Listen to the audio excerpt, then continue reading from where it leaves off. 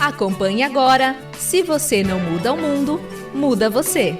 Se você não muda, o mundo muda você. Saudações, saudações! Chegamos! Que maravilha, que prazer! Sejam todos bem-vindos a mais um programa Se Você Não Muda o Mundo, Muda Você. Eu sou o Tiago Ariel e nós vamos hoje juntos conversar, crescer, cantar, participar, sorrir. Sim, porque hoje é um dia muito especial para o programa, porque nós vamos estar falando do Maio Laranja, da campanha Faça Bonito. Olha, em um país que ainda silencia a dor de muitas crianças e adolescentes, hoje o nosso compromisso é romper esse silêncio. E no programa de hoje, vamos juntos abrir os olhos e os corações para proteger quem mais precisa de nós, as crianças. E nesse processo das crianças, vamos receber a Isabelle, uma criança fantástica de 9 anos. Sim, no Fala Especialista, temos a gestora de serviço social, Loreta Façanha. E claro, vocês são os principais. Além disso, vamos ter o acorde musical.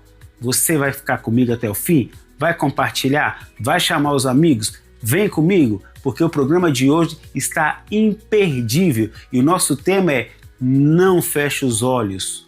O silêncio também machuca. Sejam todos bem-vindos a Se Você Não Muda o Mundo, Muda Você.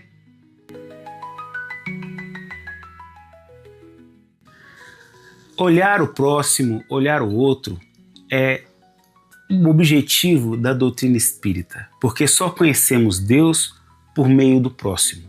E hoje nós vamos fazer isso mais uma vez, mas com enfoque muito especial, na proteção das crianças e do adolescente. O dia 18 de maio é marcado por uma tragédia que aconteceu com a pequena Araceli em 1973. Foi um marco histórico. Essa menina sofreu violência sexual e foi assassinada, mas seus algozes nunca foram presos. É verdade, gente. Ainda precisamos evoluir bastante. Porém, a cada 10 minutos, o Disque 100, que é um órgão onde acolhe as denúncias de crianças que são abusadas e violentadas, a cada 10 minutos ele recebe uma denúncia de violência sexual. E esse dia 18 de maio foi estipulado como Dia Nacional do Combate a Abuso e Exploração Sexual de Crianças e Adolescentes. É muito importante nós pensarmos que esses abusos causam consequências terríveis para crianças e adolescentes. Traumas quase irreparáveis. Silenciar, não olhar, ficar parado, fingir que não está vendo, não é mais permitido nos tempos de hoje. Se queremos um planeta de regeneração, se queremos fazer a caridade, temos que arregaçar as mangas e sim, denunciar, sim, falar sobre isso é muito importante. Então, temos que proteger as nossas crianças e adolescentes, porque as consequências psicológicas são abissais, né? As consequências emocionais, sexuais, dentro da nossa sociedade, sabe? É muito importante. E a espiritualidade, ela é uma força muito necessária para que a gente possa superar também essas agruras que acometem as crianças e adolescentes nos rincões do Brasil. Temos que falar sobre isso, temos que pensar que nós, juntos, somente juntos, podemos mudar essa triste realidade que a cada 10 minutos o telefone do Disque 100 é acionado. A cada 10 minutos uma criança sofre um abuso. Isso porque é notificado, fora os casos que não aparecem nas notificações, fora os casos que são silenciados. Então hoje nós vamos conversar com criança que tem que ter voz, sim, tem que estar empoderada, tem que estar no seu direito garantido de se expressar. E vamos conversar também com um especialista. Então, sem mais delongas, porque o tema hoje é muito importante, eu quero convidar todos vocês para juntos, conosco do programa, com a TV Mundo Maior, a Rádio Boa Nova, aos amigos da Fundação André Luiz, juntos dar as mãos para proteger as nossas crianças e adolescentes. E não poderíamos começar de maneira mais especial que chamando essa jovem criança linda, né, ativa, para conversar com a gente. Vem para cá, Isabelle. E agora estou aqui com essa menininha linda de 9 anos. Ela sabe das coisas, sim. E eu vou entrevistar, claro, porque a criança tem voz e aqui ela tem essa voz garantida. Seja muito bem-vinda, Isabelle Do Santos Pereira. dos Santos Pereira. Quantos aninhos você tem? 9. Isabelle, me fala o que é esse trem do 18 de maio, do maio laranja, o que é isso? 18 de maio é para fazer um combate contra a violência ou abuso sexual com crianças e adolescentes, porque teve uma mulher que ela sofreu abuso e violência no dia 18 de maio. Então é bom que a gente faça esses combates também e espalhe isso para as pessoas, para que elas possam espalhar para as outras, para elas poderem saber também. Não precisa mais de mim aqui, vocês viram só? Que maravilha, ela tá falando da Araceli, sim, uma jovem que sofreu abuso e os seus algozes não foram punidos. Você já participou dessa campanha do Faça Bonito? Sim, já participei hoje aqui no CCA Santa Amélia com Fio. Você participou? E o que você fez nesse lugar? Você fez o quê? Me conta tudo. Eu cantei, eu toquei e a gente fez isso, mas não era só por diversão, e sim para poder falar sobre isso e para as pessoas também poderem entender o que é isso. Ai, que delícia! Então, para as pessoas entenderem o que é isso, Isabelle, o que é o abuso sexual contra a criança? O que é isso? Que é abuso? A palavra abuso, o que é? Quando é que a gente pode falar que a criança foi abusada? Assim? Quando é que eu posso?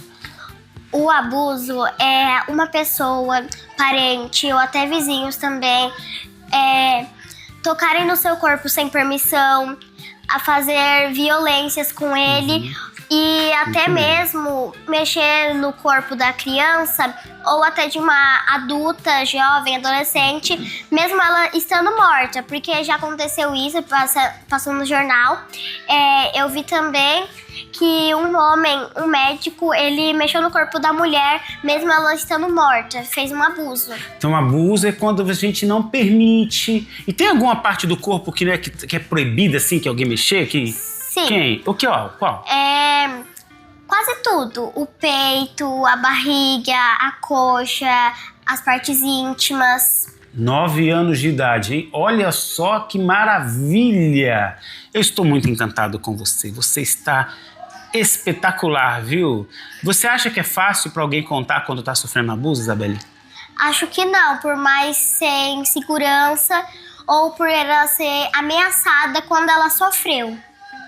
Verdade, né? Mas se você puder dizer para alguém que está sofrendo, o que ela deve fazer se está sofrendo? Ligar por Disque 100, contar para parentes, amigos, familiares também. Que maravilha! Ou até professores. Gente, essa menina, ela é fantástica, ela fala mesmo, ela sabe das coisas e é isso que a gente quer. Agora, eu gostaria de você já falou sobre a importância. Agora, e a internet? Vamos falar sobre a internet? Muitas crianças e adolescentes têm internet, me fala, como é? Você também tem internet, assim? Algum TikTok, alguma coisa? TikTok. Tem? Como é que você faz? Como é que é lá? Eu mais curto os vídeos que eu gosto. Quando eu vejo alguma coisa mostrando o corpo ou falando de palavrão, ou eu denuncio, ou eu só passo um vídeo, mas às vezes eu também denuncio pro próprio TikTok para que bane esses vídeos que eu não consigo ver. Viu só? É assim. Isso é um jeito de fazer segurança, porque muita gente vai lá, vê a menininha, aí pede foto, aí pede pra ela fazer um desafio. É um risco, né, Isabelle? É muito perigoso. Isabelle, eu gostaria que você deixasse um recado aí para as crianças, para os pais das crianças, para todo mundo, sobre a importância de cuidar da infância e proteger a infância das crianças e adolescentes contra o abuso e a exploração sexual.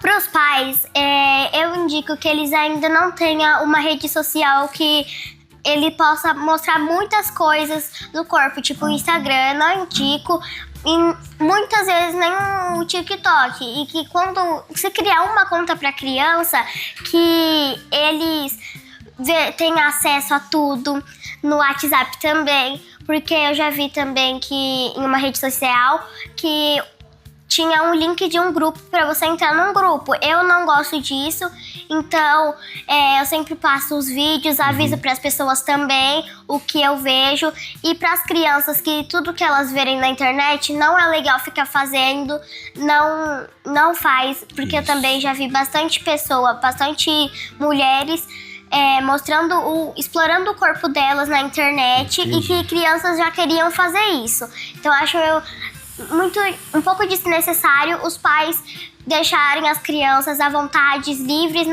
nas redes sociais. É isso aqui, Isabelle, você é uma fofinha, meu amor. Um beijinho pra você, muito obrigado, viu?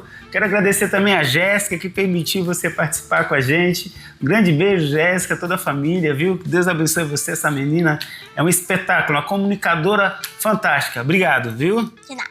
Tchau, tchau. Isabelle, que maravilha essa jovem, viu? Nossa, que orgulho de você. É espetacular, parabéns e muito obrigado pela sua participação. Um grande beijo para sua mãe Jéssica também, que nos permitiu fazer essa entrevista. Muito obrigado. Gente, agora, sabe aquela hora? É aquela hora que eu gosto demais. É aquela hora que vocês fazem, ó. Sim, pergunta que eu respondo. Eu tento, né? Vocês estão demais nessas perguntas.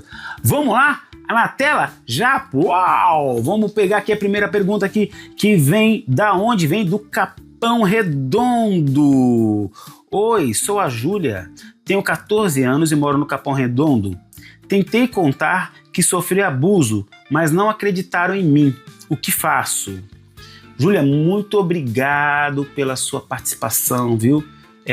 Lembrando a todos que vocês podem participar do nosso programa aqui, ó. Aqui, tá certo, Gabriel? Aqui, telefone da TV Mundo Maior, entendeu? Vocês podem mandar mensagem, vai sempre ter um amigo que vai acolher a mensagem, ou, como vocês estão fazendo, a maioria, pode também mandar no meu Instagram. Vai lá, Thiago Ariel com 2 L's e a gente vira amigo. Você vai e manda sua pergunta, pitaco, sugestão, comentário, elogio, crítica. Pode mandar. Estamos chegando, estamos juntos. Então vamos lá. Júlia, você falou que você sofreu e tentou falar para alguém e não acreditaram, sabe? Muitas vezes a gente, quando recebe um não, às vezes a gente desiste, viu, Júlia? Mas não desista. Não desista. Você sim pode acionar o Disque 100, que é um órgão que vai te acolher da melhor maneira possível. Ou, de preferência, você também pode acionar uma pessoa mais velha, um adulto, de sua confiança, para poder contar.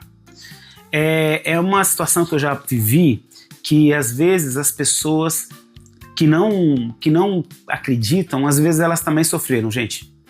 Então, assim, vai, Disque 100, ou com alguma pessoa mais velha, um professor que você confia, um educador, um parente diferente, converse. Não se cale. Abra os olhos e não se cale. Insista, tá bom? Você não está sozinha. Vou vibrar por você, depois você manda uma mensagem para mim para dizer como é que foi, tá? Vamos à segunda, gente. Que maravilha. Tiago, meu nome é Henrique, tenho 17 anos, sou da Vila Prudente.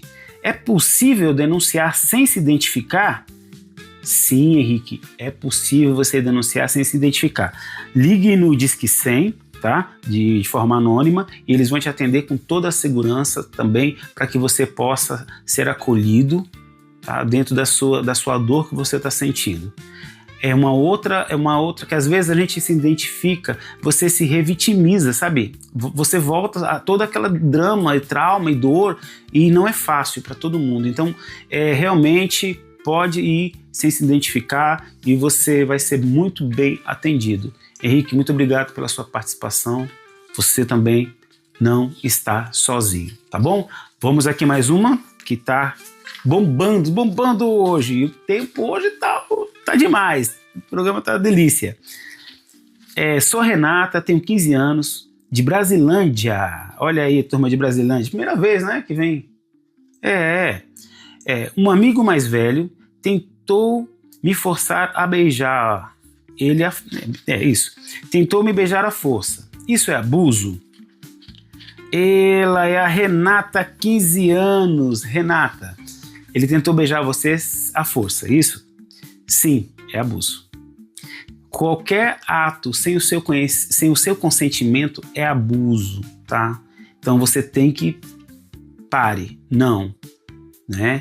E se houver algum tipo de insistência, procure sim apoio e ajuda dentro da sua rede aí, tá bom, gente? Porque é complicado. O abuso, ele tem essa conotação do toque, né? O assédio, ele tem mais a coisa da importunação, mas o abuso, ele tem essa coisa do toque, de ultrapassar os espaços e limites. Sim, vai pra cima se continuar, se não parou na primeira vez. Tentou, isso é um abuso. Denuncie logo, evidencie, entendeu? E se ele tiver logrado êxito, com seus pais responsáveis, né? Você é uma pessoa menor de idade e ele é mais velho, então não tem condições. Eu sei que muitas vezes, né, as pessoas saem por aí achando que nós estamos dando liberdade, às vezes só está sendo legal, mas não, é abuso sim, você tem toda a razão na sua percepção, tá? É maravilhoso. Agora está chegando aquele momento muito especial que eu vou convidar aqui uma especialista para falar, uma pessoa que milita há muito tempo. Vamos conversar com ela? E agora estou aqui com uma mulher incrível, de verdade, que eu tenho enorme admiração, uma pessoa que é gestora, né, de um serviço social aqui na região sul da cidade de São Paulo, educadora, contadora de história, atriz, performance. Essa mulher é incrível. E ela tem um trabalho de muitos anos na luta ao combate à violência e exploração sexual de crianças e adolescentes. Então, eu não podia deixar de convidar Loreta Façanha. Seja bem-vinda aqui ao nosso programa, minha irmã. Que bom ter você aqui. Muito obrigada pelo convite. Eu adorei. Você ser sócia aqui, depois você participa também no quadro Fala Especialista, já estou te convidando aqui. Meu Deus. Loreta Façanha, você que trabalha há muitos, não vou falar muito, senão vai falar da idade, né? Mas há bastante tempo, com crianças e adolescentes da região de São Paulo, da periferia, onde a coisa pega. E nós temos um relato de uma jovem chamada Araceli, que foi assassinada, né, com 8 anos, na década de 70, exatamente 1973, onde os seus algozes não foram punidos. E eu queria saber o que você pensa em relação às mudanças que aconteceram daquela época para agora, essas vozes dessas crianças, ainda há impunidade. Como você vê, você que é de um projeto social, né, muito caro para a nossa comunidade, como você vê da década de 70 que a luta é justamente motivada por esse episódio com a Araceli? O que eu acho é que a luta ela aumentou muito. Eu acredito que ela ainda vai aumentar muito mais. Eu acho que hoje a gente conseguiu dar um pouco mais de voz para esses meninos, para essas meninas, mas que a gente precisa cada vez mais ampliar essas vozes, que a gente precisa cada vez mais deixar que esses meninos tomem consciência do que essa violência pode causar e que tipo de violência são essas que eles estão suscetíveis a todo momento. Então, eu acredito que hoje também as pessoas, esses abusadores a gente consegue um pouco mais efetivar, assim, que eles sejam punidos, não tanto como gostaríamos, mas que hoje esses meninos têm voz. Eles têm um dia, né? Hoje é só um dia específico, mas que a gente pode ver que eles hoje podem. Eles podem falar. Na verdade, eles não podem, eles devem falar. Que bacana. E na sua trajetória como educadora, né? Uma educadora social, buscando o pertencimento, buscando a cidadania. O que mais te tocou quando você se deparava na sua prática com a criança que vinha de um abuso? Tiago, eu sempre trabalhei em Zona Sul, né? Cidade de Júlia, Americanópolis, e trabalhei um certo tempo em Pedreira. Mas eu tinha mais ou menos 19 para 20 anos. E uma das meninas chegou até na época não era CCA, na época acho que era CJ, ou era EGJ. CJ, depois EGJ. É, isso. Era uma desses e ela veio contar do que a mãe fazia. Eita. E aí essa mãe, ela deixava com que os homens alisassem essa criança. Ela tinha 9 anos de idade, muito parecida na faixa etária da Araceli. Porque ela precisava levar sustento para dentro de casa. E uma das formas que ela fazia era usar a filha. Eu era muito novinha. Eu tinha acabado de ser mãe. E eu achava aquilo... É indescritível o que eu sinto. E até hoje eu me lembro muito do caso. Me lembro dos olhos dela. E foi ali um fator determinante para que nunca mais... esse tipo de coisa acontecesse. É óbvio que depois disso veio muitas outras histórias em que me incomodam. Mas essa em específico, toca. Os olhos dela. Você não esquece o que os olhos, né? A boca fala muita coisa, mas os olhos, ele te impulsiona também. As janelas da alma, né? As janelas da alma. Loreta, e frente a esse absurdo descomunal que você está relatando, como você analisa os vieses do racismo, do machismo, frente a esses abusos? Você acha que há alguma interlocução entre eles? Completamente. Primeiro que, né, os abusadores, eles acham que eles podem controlar e que o corpo do outro os pertence. O corpo de ninguém pertence, né? Meu corpo me pertence, ele é somente meu. E aí, com crianças, eles acreditam que a coisa é mais fácil, porque acreditam que a criança é fácil de se calar, porque é fácil de manipular, que é fácil de conduzir. E aí é o barato do nosso trabalho. Sim. Quer dizer para esse povo que não é. Não é assim que funciona. Né? A gente trabalha para conscientizar, a gente trabalha que o corpo pertence. Um corpo, ele só pertence a nós mesmos. E que ninguém tem o direito de colocar a mão. Perfeito. Eu acho que é isso. Perfeito, perfeito. E como eles acreditam que é fácil dominar a criança, né? Como é fácil de manipular. E não vai ser. E você acha que essa questão da manipulação dentro das periferias, dentro das classes menos favorecidas, é uma brecha? Muito, muito. Porque a gente está falando de uma classe em que elas são violentadas de várias outras formas, né? Elas são violentadas porque essa família ela não tem um período de qualidade com esse filho. A gente está falando de uma família que trabalha 8 horas no dia, mas tem mais 2 horas para ir, 2 horas... São 10 horas que essa família está trabalhando.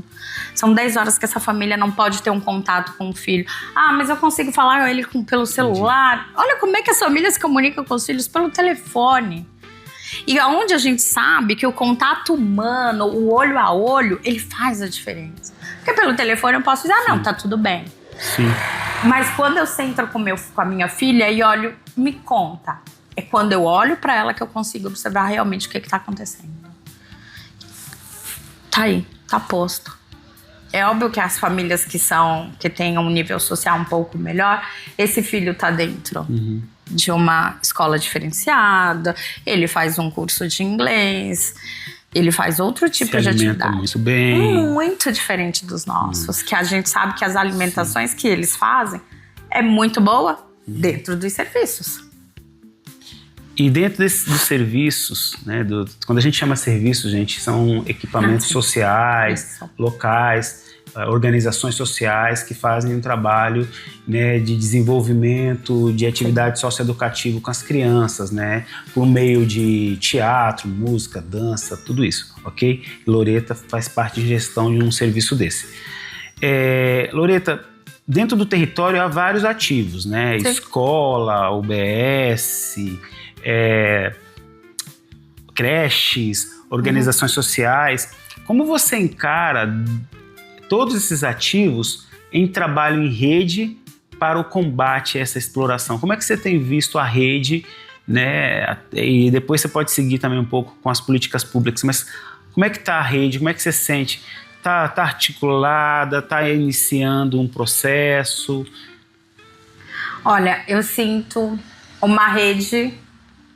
eu peguei o início disso tudo, né? Uhum.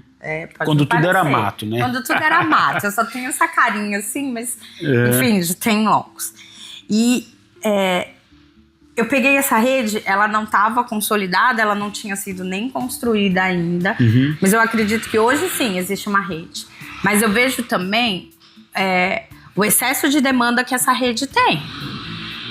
Né? A gente tem uma rede que está extremamente socateada, porque a gente não está falando só de violência sexual, a gente também fala de todos os tipos de violência para dentro dessa rede. Então, se a gente tivesse um pouco mais de atores, um pouco mais de serviços, um pouco mais de política pública voltada para isso, a gente teria um trabalho melhor de qualidade. A gente teria um tempo maior para que a gente pudesse trabalhar com a escola, para que a gente pudesse trabalhar muito mais com essa família e para que a gente pudesse fazer um trabalho de prevenção muito maior.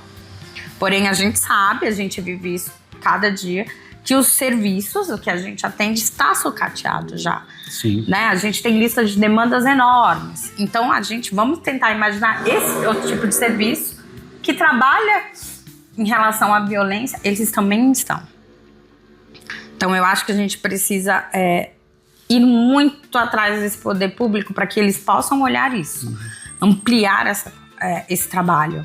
E trazer um pouco do respaldo, né? Que a gente Sim. estava conversando antes, ao profissional que vai para essa linha de frente na proteção, né? Sim, porque a gente também precisa cuidar de quem cuida, né? A gente precisa também Muito proteger bom isso, viu? quem cuida, né? Para que cada vez mais essa pessoa possa ter força de vir mesmo e dizer, não, isso tá errado, vamos lá, porque a gente precisa alavancar esse trabalho.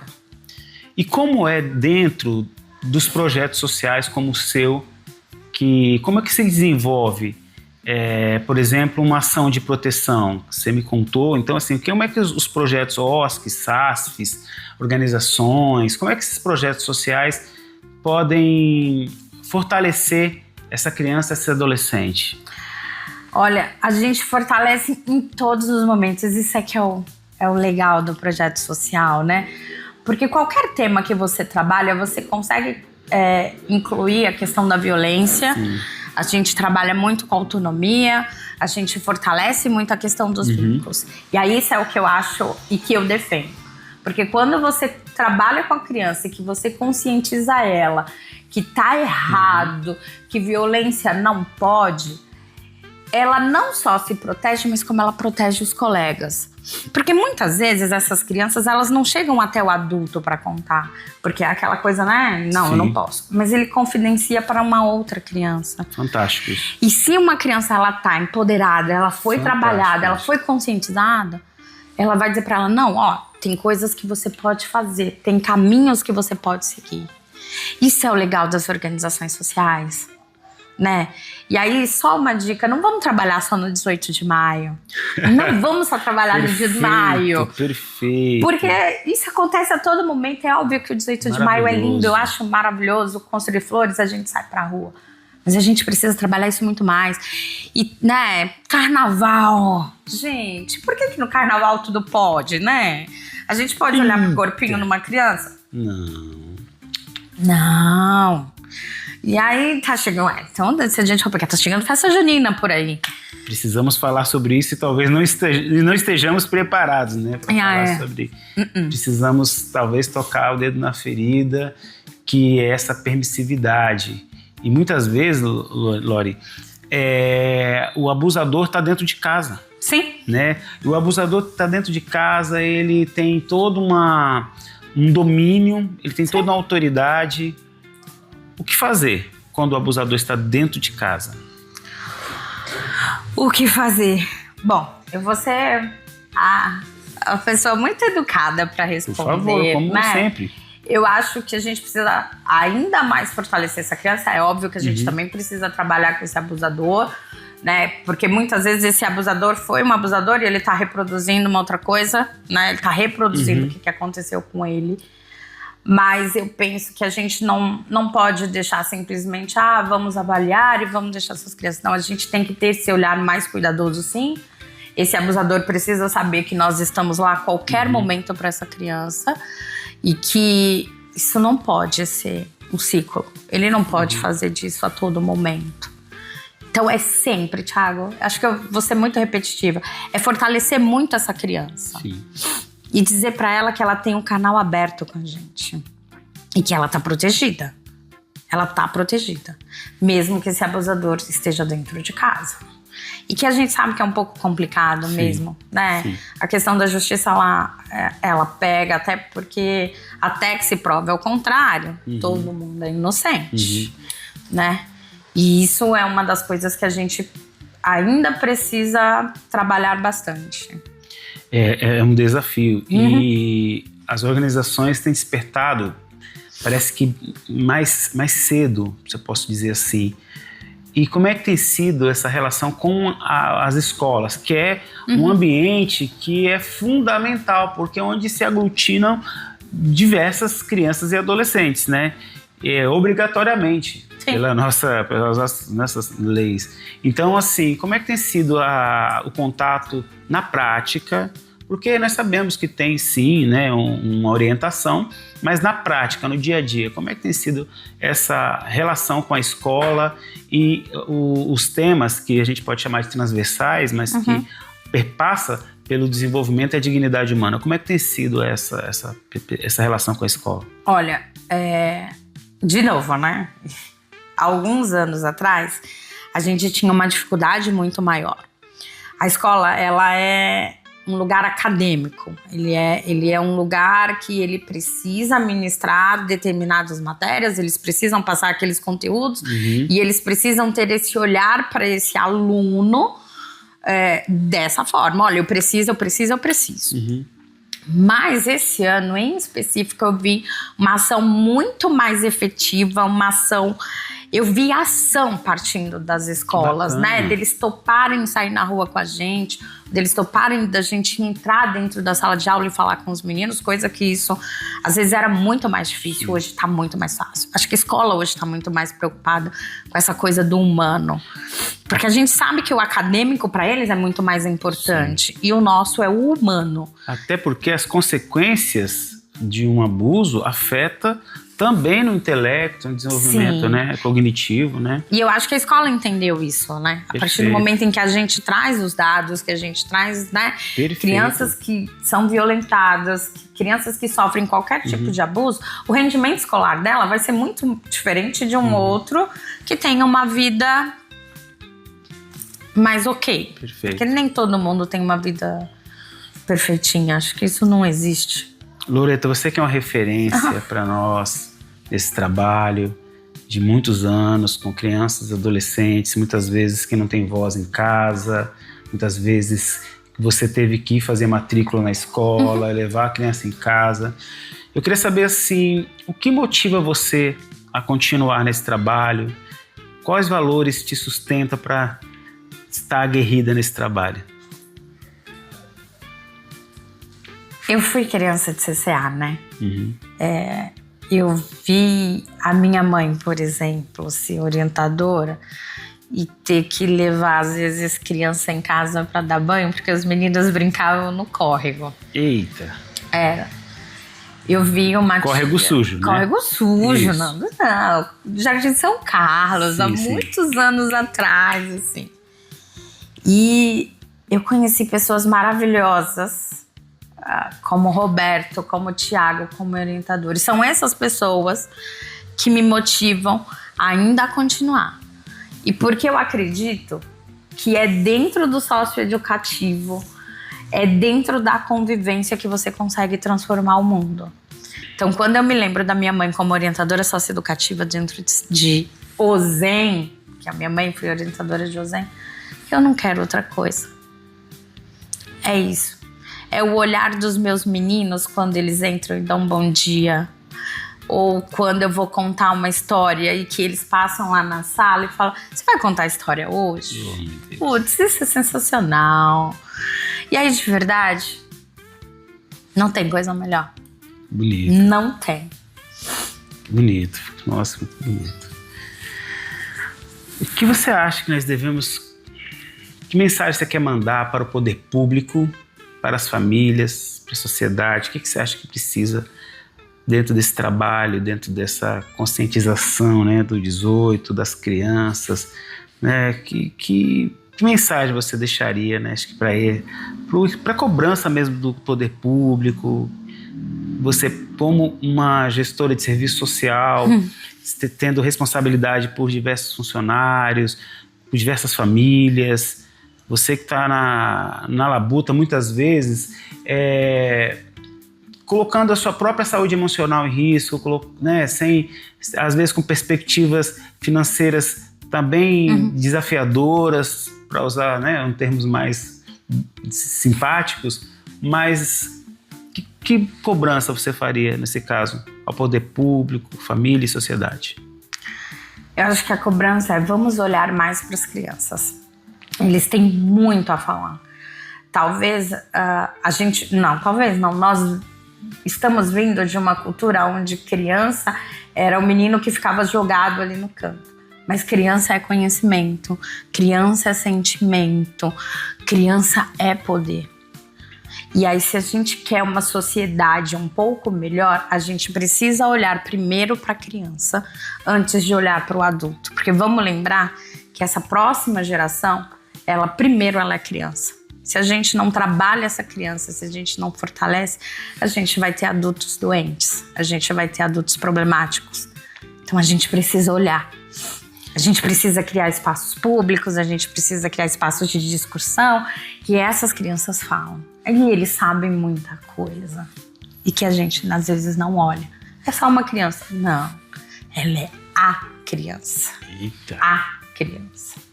E para os pais e educadores, quer mandar uma mensagem? Eu quero mandar para os educadores e para as famílias, para os educadores. Eu sempre vou ser educadora e eu sei o quanto é desafiador, o quanto às vezes você quer, sabe, gritar para o mundo e dizer que tá tudo errado. Mas, cara, teu trabalho é tão importante. O teu trabalho é o que motiva, é o que impulsiona.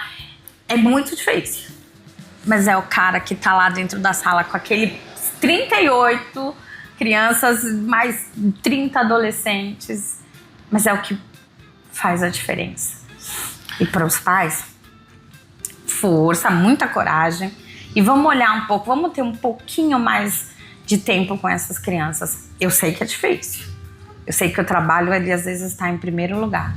Mas a gente precisa ter esse olhar voltado para esses meninos. A gente precisa de tempo. A gente precisa dar tempo para essas pessoas. Que lindo. Principalmente para as famílias. Precisam de tempo. E tempo de qualidade. Que lindo. Olha, conversei aqui com a educadora, professora, contadora de história, gestora de serviço social. Isso não foi uma entrevista, gente. Isso aqui foi um gesto humanizado de militância, amor e generosidade. Muito obrigado, Loreto. Eu admiro muito você, a sua trajetória, toda a sua luta, o orgulho que você é e a representatividade que você tem. Que muitas vezes quem vem da periferia não tem tantos heróis e ídolos, e você é um herói e ídola que está mostrando que não precisa, principalmente as pessoas da periferia, entrar para o mundo do crime e das drogas para vencer. E você é uma vencedora. Muito obrigado. Eu é que agradeço. Dá um abraço aqui. Só. Gente, esse cara é a melhor pessoa do mundo. Nada. Muito obrigado, gente. Eu que agradeço, valeu. gente. Até. Eita façanha, que aula, gente. Que delícia. Você é uma pessoa que me inspira muito, aguerrida, um exemplo de pessoa. A Loreta traz elementos dentro da nossa perspectiva que é muito fundamental, principalmente para nós espíritas, Porque nós temos uma missão. Quando nós estamos pais, mães, educadores, né? Isso é uma missão que nós temos. Mesmo que essa criança, esse adolescente não tenha sido gerado por você, é uma missão que você tem. Muitas vezes ele é um sobrinho, muitas vezes ele é um enteado, mas é uma missão que nós temos, que foi confiado por Deus esse ser para a gente guiá-lo. Então, principalmente nesse período, né, do 0 aos 10 anos, ainda a personalidade, a parte psíquica ainda está sendo moldada, e a educação pelo exemplo é muito fundamental. Porque muitas vezes as pessoas normatizam, fica muito natural o abuso. Então vem aqui, me dá um beijo, eu vou passar a mão em você, eu vou dar um tapa, pode ir pelado mesmo, não tem problema. Fica natural. E não é natural, gente. Né? Criança não namora. Muitas vezes eu vejo no nosso trabalho, na nossa organização, meninos de 11, 12 anos já comprometidos com a aliança, sabe? Não namora. Criança não namora. Então, menor de 18 também não se prostitui. É um abuso. Então, nós, espíritas, temos que olhar para essa juventude, essa fase, também como nossa responsabilidade. De também olhar para que níveis de tolerância, que níveis pedagógicos, qual é a nossa intencionalidade. Qual é a nossa intencionalidade? Você vai jogar aqueles jogos aí, os meninos que jogam, né? O Call of Duty, Free Fire, Roblox, tá lá no Discord. Entra no Discord para vocês ver pais e educadores, professores. É sinistro, sinistro. O linguajar, o racismo que acontece, o machismo escrachado. Isso tudo vai deixando a violência, vai deixando os abusos normalizados. Fica tudo normal. E não é normal, gente. Não é normal. Então nós temos que ter esse cuidado, essa atenção, essa paz de espírito e coragem para enfrentar esse problema de frente. Nós vamos olhar de frente para poder abrir as casas espíritas, para ter uma roda de conversa, para ter atividade de viagem, passeio, música, karaokê, teatro, que muitas vezes é por essas portas que eles vêm. Os jovens vêm por essas portas. Às vezes, o princípio não é por Jesus, Eurípides, não, é pelo colega, que é referência para ele, que ele tem um grupo de pertencimento. Vamos atentar nisso, tá bom? Conto com vocês. Agora, vamos lá? Vamos cantar um pouquinho? Vamos cantar no quadro Acorde Musical. E no acorde musical de hoje, vou apresentar a canção autoral chamada Te Cuidar. Criança, beleza, infância, proteja. Criança, sorriso, teu lar, teu abrigo. Criança já tem seu destino, que é brincar, cantar e viver protegida, aprender a sonhar. Nem criança não pode bater, nem seu corpinho tocar. A gente tem um compromisso que é te cuidar. Criança já tem seu destino, que é brincar, cantar e viver protegida, aprender a sonhar. Nem criança não pode bater, nem seu corpinho tocar. A gente tem um compromisso que é te cuidar. A gente tem um compromisso que é te cuidar. A gente tem um compromisso que é te cuidar. Que maravilha, gente. Só tenho gratidão a vocês todos que estiveram com a gente nesse programa tão incrível. Esse programa que convida a nossa responsabilidade social, moral e espiritual. É melhor acender uma vela do que amaldiçoar a escuridão. E hoje nós acendemos uma pequena vela para que a gente possa, assim, juntos, de mãos dadas, proteger todas as nossas crianças e adolescentes. Não vamos fechar os nossos olhos, tá bom? Obrigado e até semana que vem.